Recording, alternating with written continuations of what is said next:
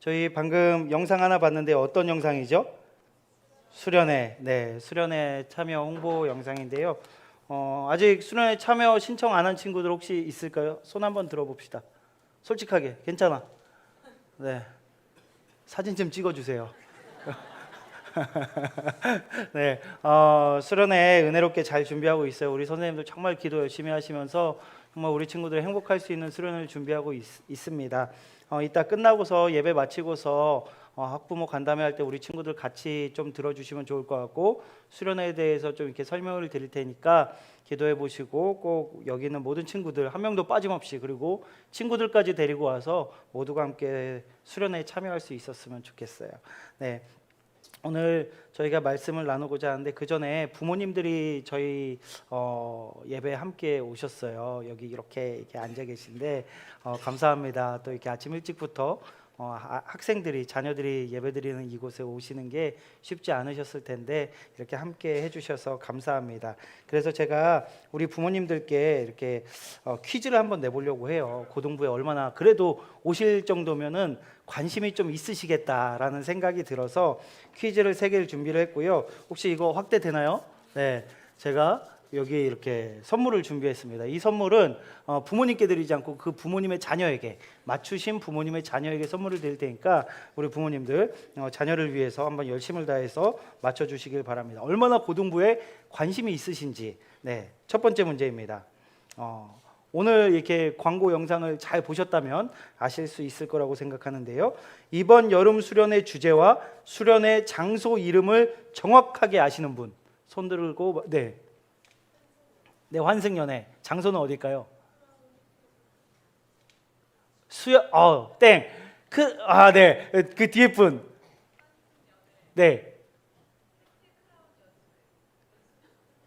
땡. 정확하게 하셔야 돼요. 크라운 혜택 크라운 헷갈리시죠? 네, 그 뒤에가 연수원인지 수련원인지 헷갈리시죠? 예. 네, 말씀해 주시죠. 네. 네, 맞습니다. 감사합니다. 혹시 자녀 이름이 어떻게 될까요? 준영아, 어디 있어? 학교에 있어요. 그렇군요. 어떡하지? 어떡하지? 네, 그러면 준영이는 이게 제가 일단 가지고 있고, 자, 그 다음 문제입니다.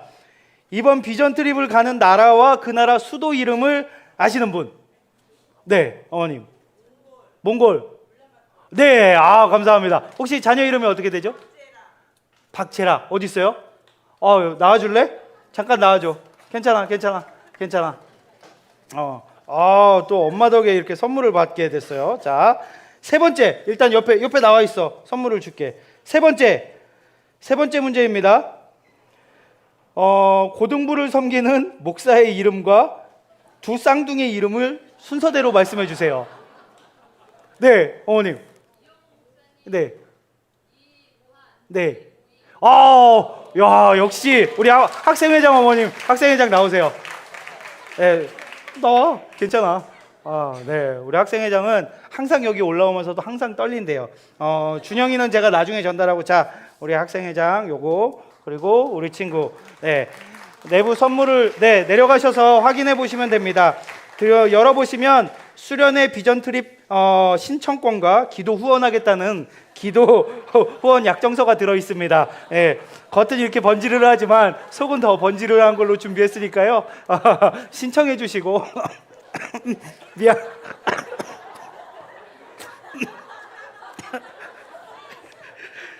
내가 하고도 되게 민망하다. 죄송해요. 제가 목감기가 걸려가지고.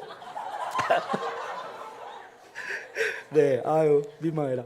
네, 그렇습니다. 네, 수련회와 비전 트립 신청서고 기도 후원 신청서니까 꼭 작성해 주시고 참여해 주시면 감사하겠습니다. 뭐 준영이는 가기로 했으니까 그냥 이 선물 안 주는 걸로 할게요. 네, 감사합니다. 저희 이제 몽골 비전 트립도 준비되고 있어요. 감사하게도 선생님들과 학생들에서 41명이 신청을 했고요. 저희가 한 개 45인승 버스로 다니려고 하다 보니까 선교사님 제외하면 이제 3자리가 남았습니다. 여러분 이제 시간이 없습니다. 빨리 신청하셔서 그 은혜의 자리를 놓치지 않길 바랍니다. 비전 트립을 왜 가는 거죠, 여러분? 비전 트립 왜 갈까? 비전을 발견하고, 맞아요. 하나님께서 주신 비전을 발견하고, 그것뿐만이 아니라 저희가 이번에 가서 복음을 전하게 될 거예요. 몽골 땅에 복음을 전하게 되는데 그곳에 귀하게 쓰임 받는 우리 친구들이 되었으면 좋겠어요. 이렇게 복음을 전한다라는 것, 어떻게 복음이 전해지기 시작했을까? 어떻게 이 복음을 전하는 것이 시작되었고 우리에게까지 오게 되었을까? 그 이야기로 오늘 한번 좀 해보고자 합니다. 예수님께서 부활하신 후에 승천하시기 전에 여러 제자들에게 나타나셨어요. 3절에 보면, 오늘 말씀 3절에 보면, 내가 받은 것을 먼저 너희에게 전하노니 이는 성경대로 그리스도께서 우리 죄를 위하여 죽으시고 장사 지낸 바 되셨다가 성경대로 사흘 만에 다시 살아나셨다라고 말씀하고 있습니다. 성경에 보면 성경 곳곳에 예수님께서 십자가에 달려 돌아가시고 그리고 부활하실 거다라는 예언들이 곳곳에 쓰여져 있어요. 그래서 여기 이 말씀에 성경대로, 성경에 기록된 대로, 그 예언대로 예수님께서 죽으셨다가 3일 만에 다시 살아나셨다라고 말씀하고 있는 것입니다. 그리고 그 예언의 성취를 이루신 예수님께서 베드로에게 나타나시고 12제자에게 나타나시고 500여 형제에게 또 나타나셨다라고 해요. 예수님을 따르던 그 제자들과 500여 사람들에게 예수님께서 동시에 나타나셔서 그들에게 본인이 부활했다라는 것을 보여주셨습니다. 그리고 야고보와 모든 사도들에게 나타나시고서 마지막으로 사도 바울에게도 나타나셨다라고 사도 바울께서 증언하고 있는 거예요. 우리 8절에서 9절 말씀, 8절에서 9절 말씀을 함께 읽었으면 좋겠는데요. 8절 9절 함께 읽도록 하겠습니다. 시작. 맨 나중에 만삭되지 못하여 난 자 같은 내게도 보이셨느니라. 나는 사도 중에 가장 작은 자라. 나는 하나님의 교회를 박해하였으므로 사도로 칭함을 감당하지 못할지니라. 사도 바울은 원래 예수님을 믿는 사람들을 잡아 죽이던 사람이었어요.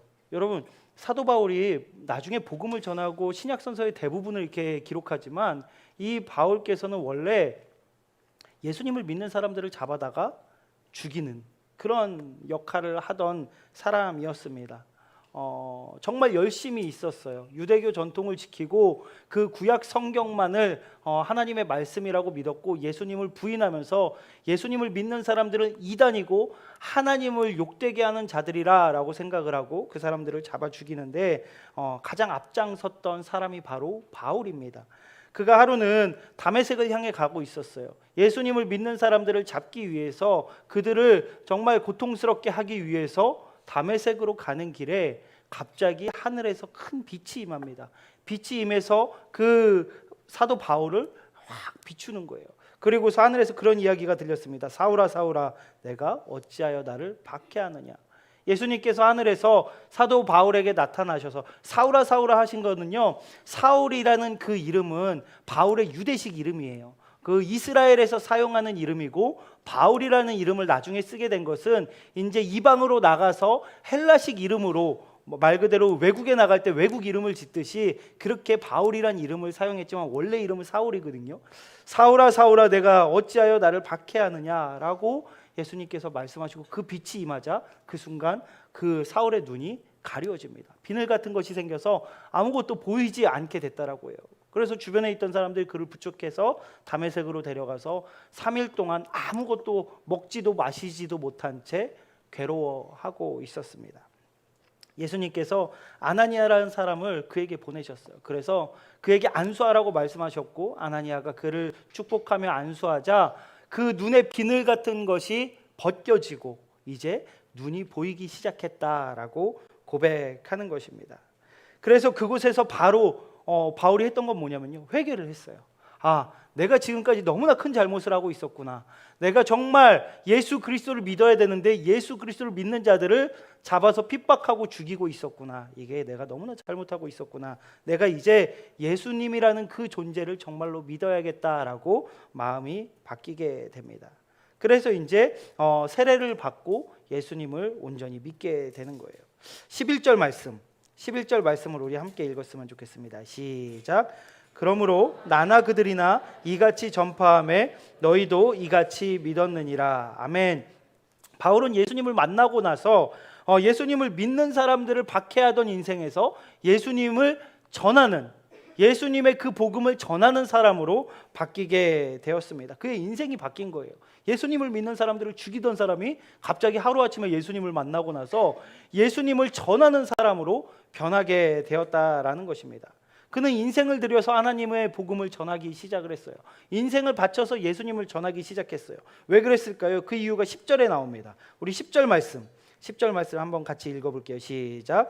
그러나 내가 나 된 것은 하나님의 은혜로 된 것이니 내게 주신 그의 은혜가 헛되지 아니하여 내가 모든 사도보다 더 많이 수고하였으나 내가 한 것이 아니요 오직 나와 함께 하신 하나님의 은혜로라. 아멘. 이 말씀을 우리 쉬운 성경으로 한번 읽어봤으면 좋겠습니다. 쉬운 성경 함께 읽겠습니다. 시작. 그러나 지금의 나는 하나님의 은혜로 된 것이므로 내게 베푸신 그분의 은혜가 헛되지 않습니다. 나는 다른 사도들보다 더 열심히 일하였습니다. 그러나 그 일은 내가 한 것이 아니라 나와 함께 하시는 하나님의 은혜로 한 것이었습니다. 아멘. 사도 바울은 예수님을 만난 후에 깨닫게 된 거예요. 지금 내가 이렇게 살아가는 것, 내가 예수님을 믿게 된 것, 내가 정말 이 인생을 새롭게 살아가게 된 것이 다 하나님의 은혜로 살고 있구나. 지금 내가 사는 이 모든 순간이 하나님의 은혜구나라는 것을 깨닫게 됐어요. 그동안 내가 잘해서, 내가 율법을 잘 지켜서, 내가 말씀대로 살아서, 내가 열심히 공부해서 내가 이렇게 이 자리까지 왔다라고 착각하며 살았는데, 내가 어려서부터 자라온 이 모든 순간들, 내 인생 자체가 하나님의 은혜였구나라는 것을 깨닫게 된 것입니다. 그래서 그것을 전하게 된 거예요. 이게 내가 잘나서가 아니라 이게 하나님의 은혜로 내가 살아가고 있구나. 그 은혜의 기쁨을 다른 사람들도 경험했으면 좋겠다라고 생각하고 정말 그 복음을 전하기 시작한 것입니다. 우리 영락 고등부 친구들 그리고 우리 부모님들 잘 살고 계십니까? 잘 살고 계세요? 왜 대답을 못해요? 여러분 열심히 살고 있는 거 알고 있어. 저는 우리 고등부 친구들 보면서 마음이 너무 아파요. 전화해보면 통화가 안 돼. 나중에 연락 와요. 목사님 학원이었어요. 밤 10시인데 학원이었대요. 주일에도 계속 학원을 간대요. 토요일도 밤늦게까지 학원 간대요. 얘들아 뭐 이렇게 참여하자. 안 돼요. 왜? 학원 가야 돼요. 야 주일날도 학원 가니? 아침부터 저녁까지 풀로 꽉 차 있어요. 이런 이야기를 들으면서 참 마음이 아픕니다. 정말 열심히 살고 있고 그렇게 열심히 살지 않으면 안 되는 그런 세상 속에서 우리 친구들이 살고 있어요. 그런데 여러분 우리가 그렇게 열심을 낼 수 있는 것도 하나님의 은혜라는 것을 우리 친구들 아시나요? 우리가 이렇게 먹고 살아가는 것, 우리가 교회에 예배드리러 나올 수 있는 것, 친구들을 만날 수 있고 가족과 함께 할 수 있고 또 열심히 공부할 수 있는 건강한 체력이 있고 학교를 다닐 수 있고 이 모든 것이 하나님의 은혜라는 것을, 하나님의 은혜 없이는 우리가 할 수 없다는 것을 우리 친구들 믿으십니까? 제가 한 달 전보다 6kg가 빠졌어요. 좀 그래 보여요? 그래 보여요? 아니야? 별 차이가 없어요? 6kg가 빠졌어요. 한 달 만에. 다이어트를 막 억지로 한 건 아니에요. 원래 90kg였는데 84가 됐습니다. 두 아이가 아팠어요. 첫째 로한이가 열이 이렇게 오르기 시작을 하는데 뭐 아이들은 원래 체온이 좀 높으니까 근데 열이 계속 오르다가 이제 40도가 넘어가는 거예요. 그러니까 눈이 이렇게 뒤집히기 시작을 합니다. 집에서 막 열패치 붙이고 저렇게 막 있는데 저 상태에 있다가 갑자기 열이 확 오르면 어떻게 되냐면요. 여러분 이게 눈 돌아가는 거 봤어요? 아기가 눈이 돌아가요. 저 조그만 애가 눈이 돌아가면서 축 처져요. 너무 놀라가지고 아이를 차에 태우고서 응급실로 갔습니다. 가까운 응급실로. 처음에는 구급차를 부를까 하다가 구급차가 왔다가 가는 그 시간보다 차라리 내가 제일 가까운 데로 가는 게 좋겠다 싶어가지고 차에다 싣고서 막 달렸어요. 그때 마음이 급하니까 제가 목사인데 고백하지만 법을 어겼습니다. 버스 전용 차선을 막 달려가지고 깜빡이 켜고서 막 달려고 신호는 지켰어요. 신호는 지키고 벌금을 내야겠다 생각을 하고서 버스 전용 차로를 타고서 막 달려서 가장 가까운 병원 응급실로 달려갔습니다. 응급실에 드디어 도착했어요. 아이를 꺼내가지고 다 이렇게 벗긴 채로 이렇게 물수건으로 덮고서 막 달려 들어갔어요. 무슨 일로 오셨습니까? 아이가 열이 너무 높아서 눈이 뒤집어지고 경기가 일어납니다. 그런데 갑자기 그 직원분들이 말씀하시는 거예요. 정말 죄송하지만 소아과 의사가 없어서 응급실에 들어오실 수가 없습니다. 아, 그게 무슨 소리예요? 응급실이잖아요. 아이가 아프잖아요. 근데 왜 응급실에 못 간다는 거예요? 그랬더니 의사가 없어서 안 된다는 거예요. 뉴스에서 본 게 이런 거구나. 응급실로 달려갔는데 자리가 없어서 의사가 없어서 안 된다라고 거부당하는 게 이런 기분이니까 너무 화가 나는 거예요. 내가 어떻게 여기까지 왔고 우리 아이는 이런데. 근데 지금 내가 여기서 화내고 있을 때가 아니구나 싶어가지고 119에 전화를 해서 좀 와달라고 부탁을 했어요. 그래서 다른 병원을 찾아서 병원에 갔습니다. 그러니까 폐렴이다라고 하더라고요. 폐렴이라서 열이 그렇게 오른 거고 6시간 가까이 응급실에서 치료를 받았습니다. 다음 날에 이제 둘째 로이가 열이 오르기 시작을 했어요.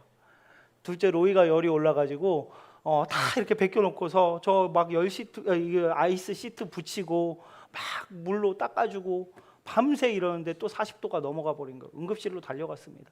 이번엔 그냥 바로 119 불러가지고 응급차를 타고서 구급차를 타고서 달려갔어요. 또 폐렴이라는 거예요.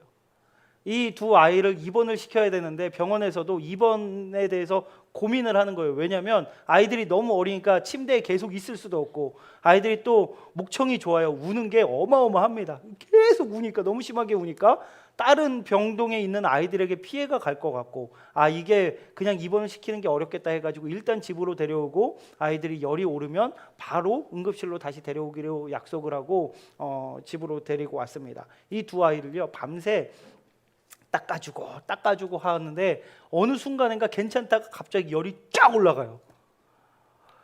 저희가 밤새 아내랑 저랑 두 아이를 붙잡고 기도하면서 닦아주면서 해열제를 먹이면서 막 이렇게 있다가 너무 피곤하잖아요. 여러분 주중에 제가 일을 안 하는 게 아니니까 교회에서 사역을 해야 되니까 사역을 하다가 와가지고 애 닦이고 밤새 잠 못 자고 그러고 또 아침에 가서 사역하고 이거를 일주일을 하는데 너무 힘들더라고요. 그래서 순간 이렇게 잠이 들었어요.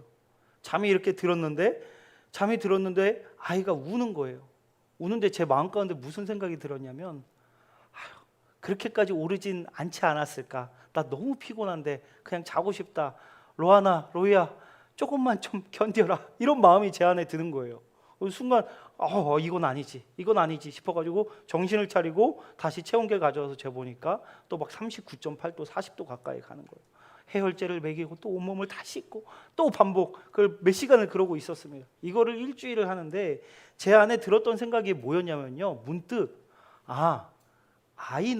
아기는 부모님이 없으면 진짜 죽는 거구나라는 것을 그때 제가 깨달았어요. 저는 어려서부터 제가 나름 그냥 잘 자랐다라고 생각을 했거든요. 저희 어머니가 뭐라고 말씀하셨냐면 한 번도 속을 새긴 적이 없대요.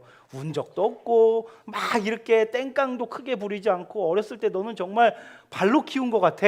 너무 정말 편하게 키웠어 라고 말씀을 하셔서 저는 제가 어렸을 때부터 속 한 번도 안 썩이고 아기 때부터 목사 되려고 준비되고 있었구나 이런 착각들을 제가 하면서 살았단 말이에요. 제가 충분히 잘 자랐구나 라고 착각했는데 이 아이들이 쌍둥이가 정말 열이 40도까지 넘어가고 눈이 이렇게 뒤집혀지고 이런 상황에서 부모가 이때 내가 조금 피곤하다고 내가 조금 힘들다고 나도 지쳤다라고 이 아이를 방치해버리면 이 아이는 그 자리에서 죽는 거구나라는 것을 그제서야 제가 깨달았어요. 그러면서 내가 지금 이렇게 살아있는 게 우리 부모님이 내가 아플 때 내가 힘들 때 내가 괴로울 때 위험에 처했을 때 나를 도와주시지 않았다면, 나를 돌봐주시지 않았다면, 잠시라도 나를 포기하셨다면 나는 이 자리에 없었겠구나라는 마음이 들어서 너무 부모님께 감사하고 또 죄송한 마음이 들어서 다음날 아침 부모님께 전화드려서 막 울면서 통화했던 그런 기억이 있습니다. 우리 친구들 여기 부모님들이 와 계세요. 네, 여러분들이 인정하지 않겠지만 여러분들 살아있는 거 여기 계신 부모님들 덕입니다. 부모님들은 아시죠? 속으로 그 생각하실 거예요. 니들 나 없었으면 죽었어. 부모님들은 아실 거예요.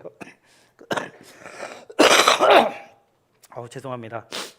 감기가 아이들한테 갔던 게 저한테 와가지고 죄송합니다. 우리 부모님들은 아세요. 근데 우리 친구들은 저희들은 잘 몰라요. 우리가 스스로 자랐다라고 착각하고 살아가기 때문입니다. 우리 부모님들의 사랑이 얼마나 큰지 우리 친구들이 좀 느낄 수 있었으면 좋겠고 깨달을 수 있었으면 좋겠어요.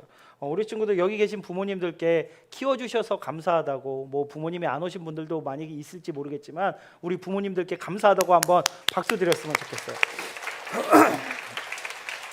맞아요, 여러분. 부모님들이 계시지 않았다면 우리는 밥 한 끼도 제대로 먹지 못하고 굶어 죽었을 것이고, 아팠을 때 치료받지 못했을 것이고, 몸에 문제가 생기고 정말 힘든 시간을 보내거나 정말 이 세상을 살지 못했을 수도 있습니다. 이게 부모님의 은혜인 거죠. 그런데 거기서만 끝나는 것이 아니라요, 하나님의 은혜도 있어요.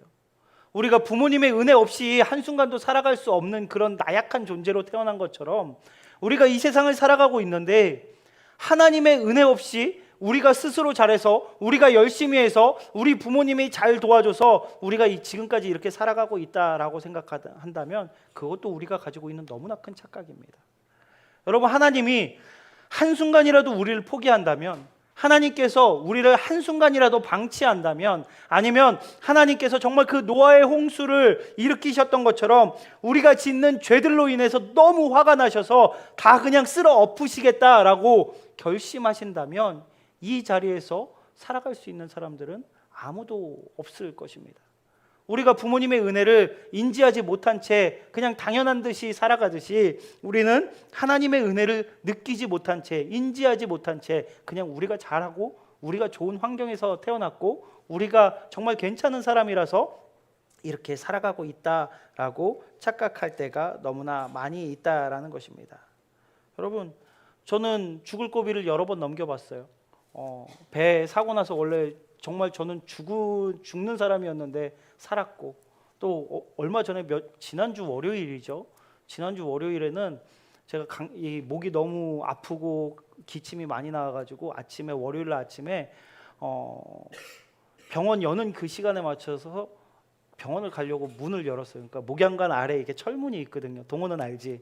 그 철문이 요즘에 조금 고장이 났습니다. 그 도어락이 고장이 나가지고 열려고 갔는데 안 열려가지고 막 이렇게 하다가 수동으로 열려고 하는 그 순간에 그 앞에 오피스텔 하나가 있는데 그 위에서 뭔가 청소를 하고 있었는지 밧줄이 이렇게 매달려 있고 청소하시는 분이 계셨는데 거기에 벽에 있는 이만한 그 벽면 돌이 2장이 콱 하면서 떨어졌어요. 제 바로 앞에서 바바박 터진 거예요. 다 막 산산조각이 났습니다. 만약에 그 도어가 고장이 안 나서 그냥 항상 열듯이 그냥 열고 나가서 했으면 아마 제 머리에 정확하게 맞아서 이 자리에 없고 김태웅 전도사님이 설교하고 계시지 않았을까 싶은데, 네, 정말 저는 그 순간에도 하나님께 너무 감사했어요. 하나님 감사합니다. 오늘도 주님께서 저를 살리셨습니다. 하나님, 제가 주님께서 주신 이 하루 또 기쁨과 감사함으로 살아갈 수 있게 해주세요. 그렇게 기도하면서 병원을 다녀왔습니다. 정말 한순간도 하나님의 은혜와 하나님의 보호하심과 하나님의 역사 없이는 살아갈 수 없다라는 것을 너무나 많이 보게 됩니다. 매일매일 우리를 지켜 보호하여 주시고 하나님께서 사람들을 보내주시고 또 가정에 재정을 흘려 보내주시고 하나님께서 건강을 허락하시고 우리 가정 화목하게 하시고 우리가 오가는 모든 길 가운데 하나님께서 매 순간마다 함께 하시지 않는다라면, 이것뿐만이 아니라 여러분, 하나님께서 정말 마음 독하게 먹으시고 딱 5분만 이 땅에 산소를 딱 없애버리시잖아요. 그걸 공급해 주기를 멈추시잖아요. 여러분, 어떻게 될까요? 우리는 그동안 너무 당연하게 하나님께 받아왔기 때문에 감사한지도 모른 채 살아가고 있지만 우리 삶의 구석구석 모든 것은 하나님의 은혜 없인 살아갈 수 없다라는 것을 얼마나 크게 느끼는지 모릅니다. 사도 바울도 그래서 그렇게 고백하는 거예요. 10절에서 11절 말씀, 10절에서 11절 말씀 함께 읽겠습니다. 시작. 그러나 내가 나된 것은 하나님의 은혜로 된 것이니 내게 주신 그의 은혜가 헛되지 아니하여 내가 모든 사도보다 더 많이 수고하였으나 내가 한 것이 아니요 오직 나와 함께 하신 하나님의 은혜로라. 그러므로 나나 그들이나 이같이 전파하며 너희도 이같이 믿었느니라. 아멘. 사도 바울은요, 그 은혜를 경험한 거예요. 그 은혜를 깨달은 거예요. 남들은 모르지만 내가 이렇게 살아있는 것이 하나님의 은혜구나. 내가 이렇게 살아갈 수 있는 것이, 내가 이렇게 주님을 만날 수 있는 것이, 내가 구원받은 것이 하나님의 은혜구나. 너무 감사하다. 이 은혜에 어떻게 보답할 수 있을까? 내가 그동안 예수님 믿는 사람들을 박해하고 이렇게 죄된 모습으로 살아갔는데 그런 나를 하나님께서 만나주시고 나를 이렇게 사용하시는구나. 이것이 주님의 은혜구나. 내가 주님의 은혜에 보답하기 위해서 정말 누구보다 열심히 복음을 전하며 살아야겠다. 이렇게 고백하고 있는 것이죠.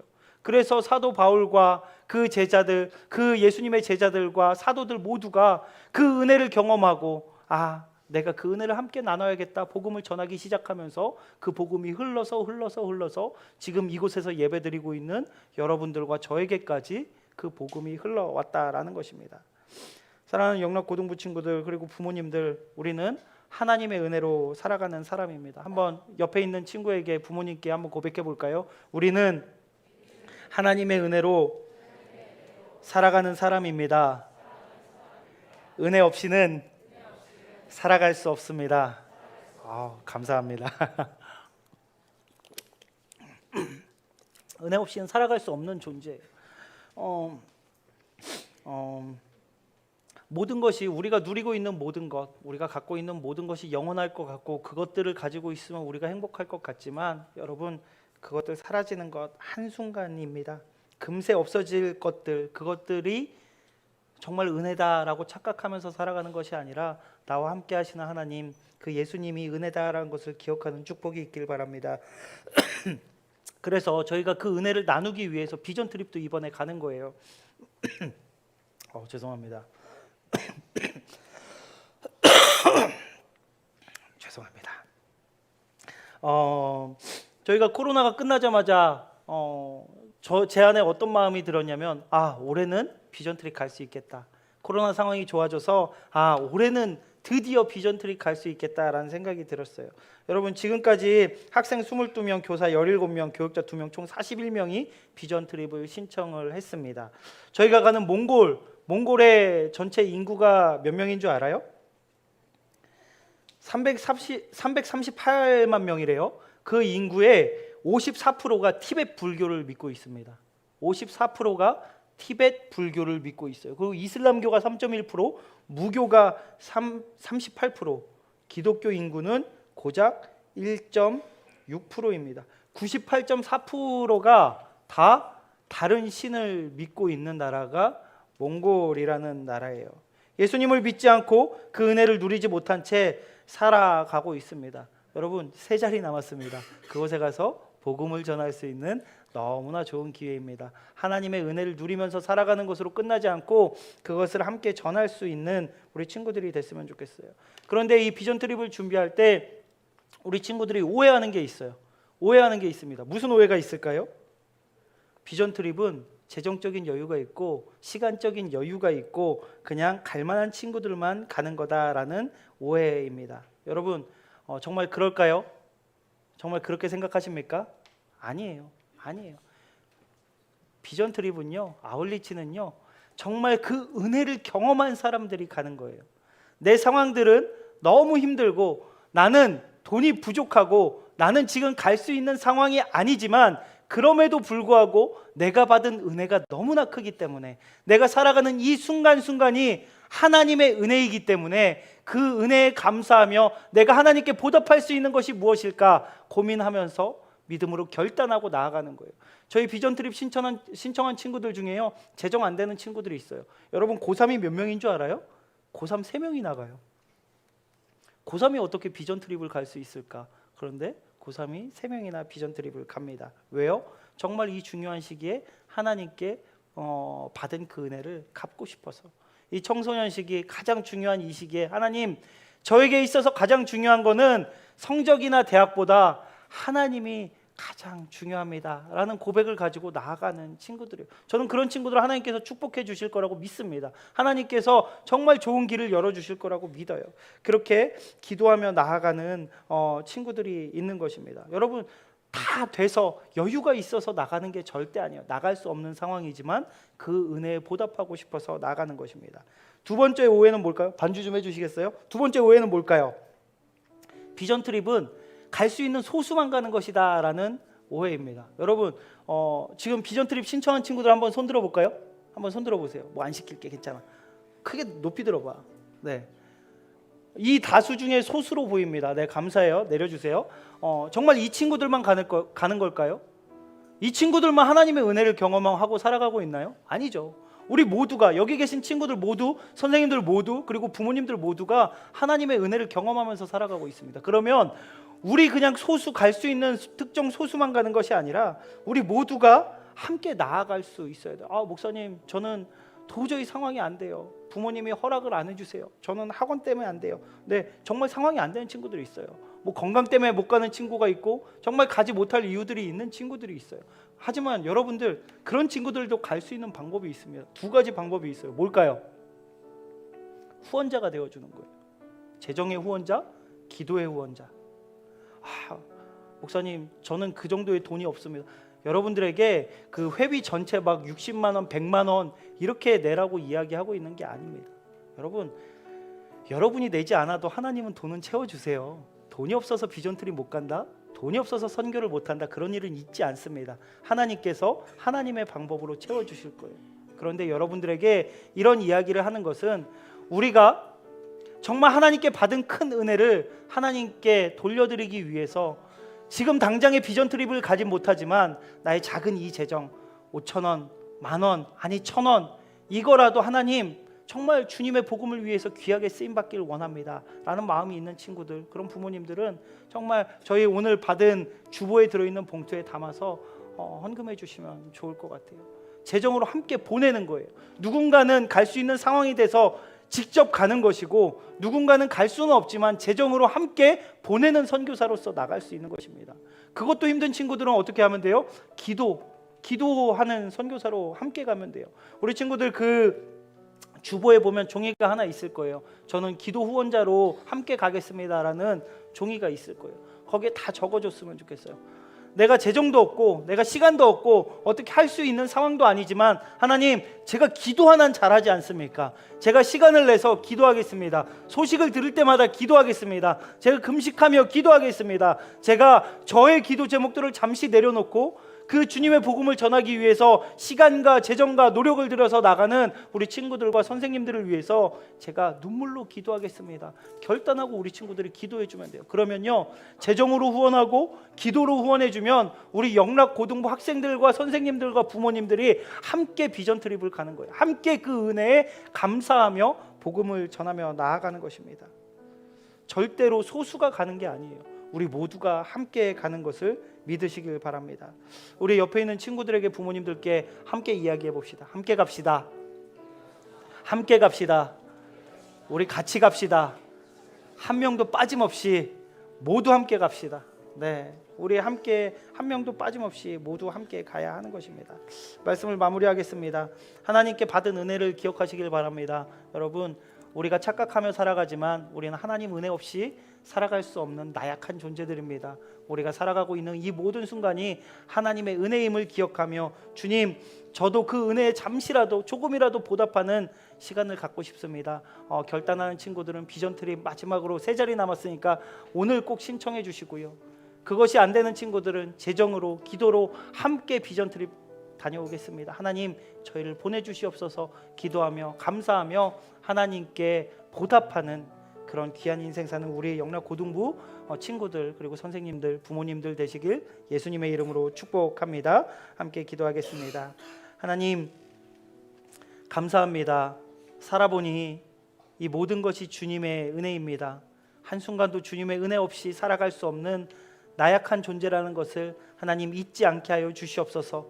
하나님, 하나님께서 주신 그 은혜에 감사하며 저희가 복음을 들고 나아갑니다.